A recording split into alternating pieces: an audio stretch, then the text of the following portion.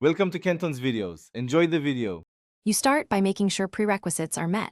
Mac OS updated, enough free disk space, and your media drive connected. Once those basics are ready, go straight to Applications and locate Final Cut Pro. Double-click to launch. If you want a faster future start, drag its icon to the dock. Make sure to allow any permission prompts for camera, microphone, and full disk access. Those are why imports and exports work smoothly. Once Final Cut Pro opens, create a new library and pick where it lives. Use internal SSD for speed, external for shared storage. Then open or create a project inside an event. Next, import media. Use File Import Media or simply drag clips from Finder.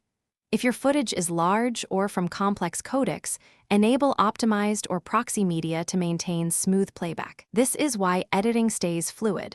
Proxies reduce strain while keeping quality for the final render.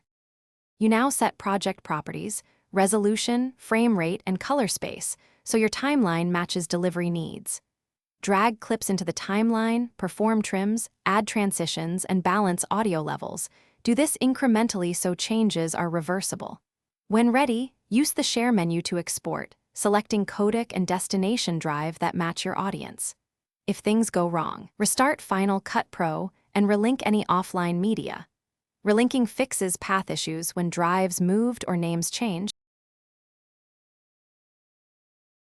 Thanks for watching. Consider subscribing if we helped you.